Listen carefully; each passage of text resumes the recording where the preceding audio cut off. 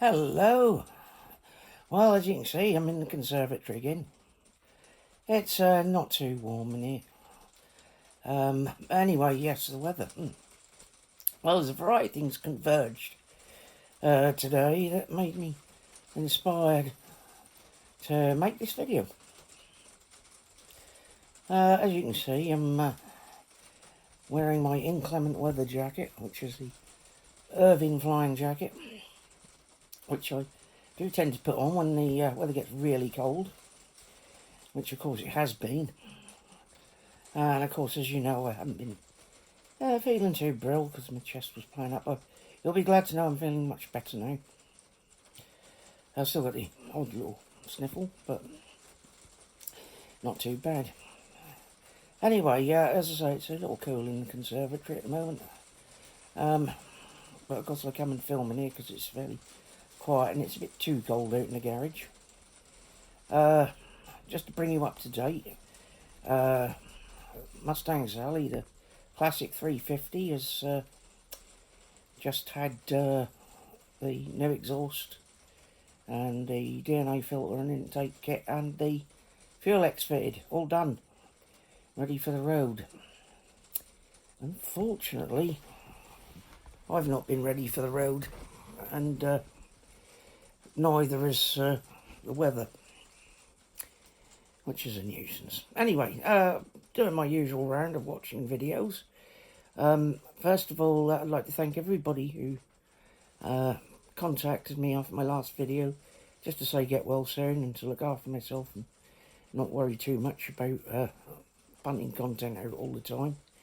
But one thing that did come out of it was that for some reason you seem to like my old stories.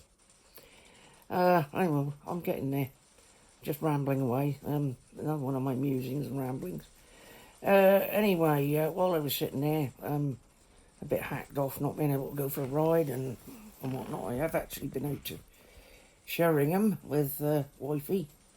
We went to the fishmongers there and got some nice mackerel and various other things, and we had our fish and chip dinner while we were there, and dropped into the model railway shop, and I got a very nice line drawing print of a locomotive, which I might show in another video.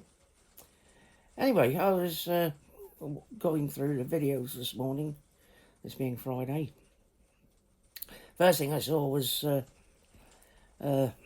Stuart Fillingham's video about rust preventive stuff, bikes, which reminded me I had forgotten to buy a can of Gelinite wax oil, and I will back him up on that. It's darn good stuff. So I remembered to send off for that today from good old St Amazon. Right, what else has been going on? Anyway, next thing I saw was the all-year motorcyclist and his Friday matter, and he was riding in absolutely appallingly cold conditions this morning, to the point where his mirrors, absolutely every reflective surface of Bertie was absolutely encrusted in frost. And why on earth, Tame, you didn't think of cleaning your mirrors before you went, I don't know. It must have slipped your mind. Mind you, you've always got a lot on your mind, a lot to say, so I know what that's like myself, because I've got so many things buzzing through my head. It's a miracle I get anything done. Anyway, so that started some glimmerings in my head about times gone by. And also, I was watching Coast Rider Scotland and his drive out in Berwickshire in his Jeep with his mate, and fairly inclement weather there as well, and that's what reminded me about me Irving. We love these Irving flying jackets, us military buffs, because when we were kids, if we ever thought of the Battle of Britain or whatever, we always imagined these coats.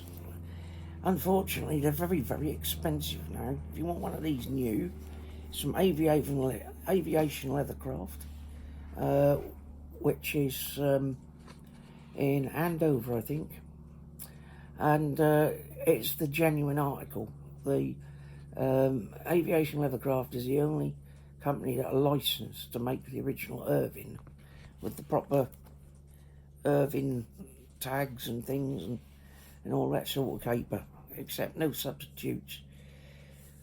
The only problem is they're about £1,000 now. They've gone up quite a bit since the inflationary crisis of our prices. But I tell you what, as Bruce up in Scotland said, they're rated for like minus 40 degrees. So, you know, so it's just a minor thing in this conservatory today. But so we're at I don't know, Celsius. We're about 20 Celsius in here at the moment, and so it's not having to work very hard. And as you can see, I've got the old flat cap on, and that's not for the cold. It's mostly because I haven't been to the barbers lately, and as you can see, my beard is. Anyway, yes, I haven't been to the barbers because, well, it's not really been very nice weather, so we've been stopping in. The obvious gives me a jiffle in the camera, but I'm actually filming this on my iPad Pro, mainly because I haven't done it before, so I thought I'd give it a go on this and see how it turns out.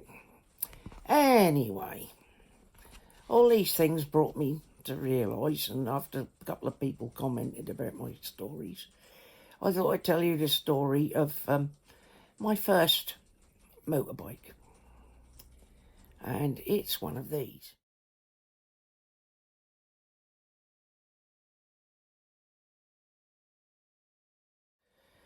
It's a Honda PC50 step-through moped. 35 mile an hour at a push.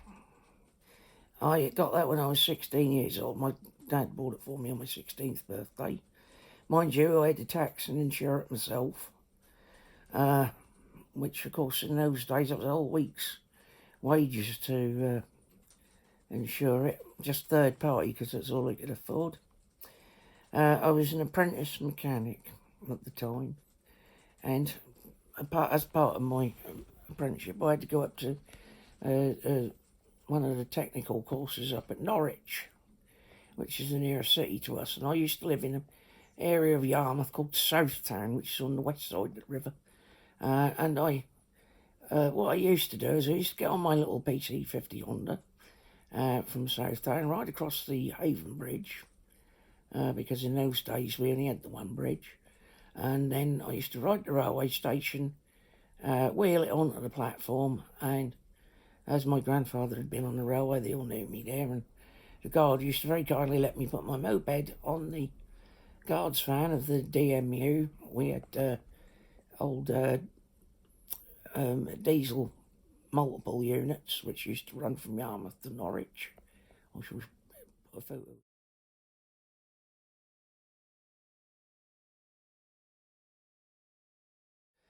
And anyway, I used to sit with either the guard, or sometimes I'd be allowed in the cab. Sit with the driver, have a nice cup of tea and a sandwich on the way up. Because in them days they could do things like that and be unheard of nowadays. But of course, if you were a railway family, you were railway, so you know, normal rules didn't apply, if you know what I mean. Anyway, that was all a very, very long time ago. But anyway, that used to be, and I'd get off at the Norwich end and come out of Thorpe Station and start me little PC50 moped up and head off to my course, which is a couple of miles up the road. Anyway, that was all fine and dandy and used to be a regular thing. Of course, I'd make the return trip coming the other way. You know, and I'd be humming time for tea and whatnot. My grandmother would usually have a nice, because my grandmother looked after me in them days, she'd have a nice bath run for me, ready for when I got in, because I'd be hidebound with grease and all sorts. And I wouldn't be allowed to sit down till I'd change, you know, till I'd had a good scrub in the bath and put some non-working clothes on. Of course, that's how it was back in the day. Anyway, I digress somewhat. Well, I always digress. I'm telling the story, and anyway, there came a day, I think it was 1981 or thereabouts. Anyway, we had a blizzard. We had snow. It was snowing. And there was snow. I think it was the Sunday. It snowed first, and I thought, well, all right. And of course, she said to me, "How you got to get to work tomorrow?" Up at the, up to Norwich. I said, "Well, I'll see what it's like in the morning, and then I'll see if I can do my usual." Well, anyway, as luck would have it, this particular day, I got on the moped, very gingerly rode it in the snow, which was somewhat ticklish, to the railway station, only to find that the trains weren't running, not because of the weather, but because there was some sort of strike. There was a lot of strikes in those days, unfortunately. So that was a bit inconvenient. And I thought, well, I've still got a full tank of petrol, and I know I can get there and back on a tank. It was about 30 mile. So, well, I should bear in mind I used to get free travel on the train back in those days, because on account of us being a railway family. Anyway, I got on my little PC-50. I had gear on and whatnot. Anyway, I started running down. No, we got an A road. Of course, there's a lot more roads been built since, but the only road to get to Norwich from where I was the Akelknow Road, which is quite notorious around here. Anyway, there didn't seem to be a lot of traffic, and I thought, oh, this is good. So I went trundling down at 30 mile an hour. Well, maybe not quite 30 mile an hour, but I was going along the Akelknow Road in the snow, and which is kind of daft. And really, I mean, I was young and daft, and I should have known better. But I was determined I was going to get to work. And anyway, I was trundling along, and the next thing I know, I was about a mile down the Akelknow Road, because we were going across the marshes. It starts snowing, and then it starts snowing heavily, and then it starts snowing heavier than I've ever seen, except for when I lived in in the United States. I got 3 miles down the road, and I realised I might be in trouble here. And then the engine started to falter, which was not something that I was used to with that little Honda, because it was reliable, 4-stroke. But then it stopped. And then I found what happened was that the rubber hose for the fuel was slightly porous, and it had frozen. Basically, it had frozen to the point where fuel wouldn't go through it, which was a bit of a problem. And of course, I was starting to get a tad cold by then. And I was wondering what the heck I was going to do next. I was 3 miles up the Akelknow Road. I thought to myself, I'm going to have to push this blasted thing back to Yarmouth. And the snow was getting heavier and heavier and heavier. And I mean, it was getting so I couldn't see through the visor of my helmet and stuff like that. And then what hove into view out of the blizzard? It was a Lagan's brewery lorry. And it stopped. And then the driver and his mate, and in those days he still had the driver's mate. They said, you're in trouble, boy. I said, yeah, that I am. I said, I can't get the thing has just stopped and I can't get it to go. And anyway, this burly fella gets off this brewery dray truck. He said, oh, we'll have you sorted, boy. He lifted, I swear he lifted the blooming PC-50 just two-handed and stuck it on the back of the truck with the beer barrels. And then they shoved me in the cab between them, got me warmed up, give me a nip of brandy. And then, would you believe, they carefully drove into Yarmouth, and instead of going straight back to the brewery, which was near the railway station, funnily enough, they drove into Southtown, over the bridge into Southtown, and delivered me back home with my moped. They knocked on the door, and my grandmother says, "Is this yours?" They said, rather bedraggled as I was. She says, "Yes," she said, "I thought he was a daft young bugger trying to get up there that day like this." So anyway, I got indoors. I had a nice bath to thaw out, and nice lunch with grandmother, and cups of tea, and basically wrote the day off. Needless to say, next day was written off as well, but I did manage to get another piece of fuel pipe, different material to replace the one that had frozen up, so I don't think I had that problem again with it. But the moral of the story is that you don't try and ride up a Fenland bloomin' road on a moped when it's Arctic conditions. But there you go, but that's what you do when you're young and you're daft, and I think I can honestly say at that time in my life I was indeed an all-year motorcyclist, same as Tame, because in them days I didn't have any other forms of transport most of the time. It was what we could afford, and it's what we used to do. Probably one of the reasons that I love my Irving jacket so much now, because if I do get stuck in snow anywhere, I've got to be warm. Now, I will tell you about the second bike I owned at a later date.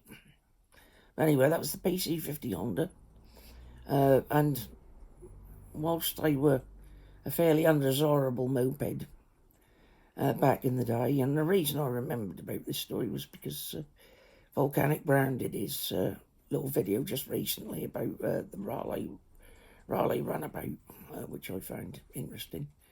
But I tell you, the PC50, one of the most reliable little machines I ever had. And anything that did go wrong, on the rare occasion it did, was easily fixed. Usually by the roadside, funnily enough. Well, except when you're not frozen to death, that is. Anyway, a shout out to those people I mentioned earlier, and also that bloke on a motorbike, Ainsley Ryder, Ian Hughes, Don Coffey, Paul Henshaw, Bullet Wanderer, New Biker. And I just subscribed to Bandit Man UK. They did some very good videos at the Motorcycle Live show, which obviously, for obvious reasons, I couldn't get to myself. So if you couldn't get to that show, I suggest you go and look at Bandit Man UK and watch their wonderful videos they did at the show. They've done a selection of videos at different stands and whatnot, so they're definitely worth a good look. I'm just trying to think if there's anything else I need to tell you. Well, I think that's about it for the time being. So anyway, I hope you enjoyed this little story, and I shall catch you all later, and hopefully I might get some weather soon where I can actually ride my bike. But there you go. Anyway, as I usually say, keep both hands on the handlebars unless you're giving signals.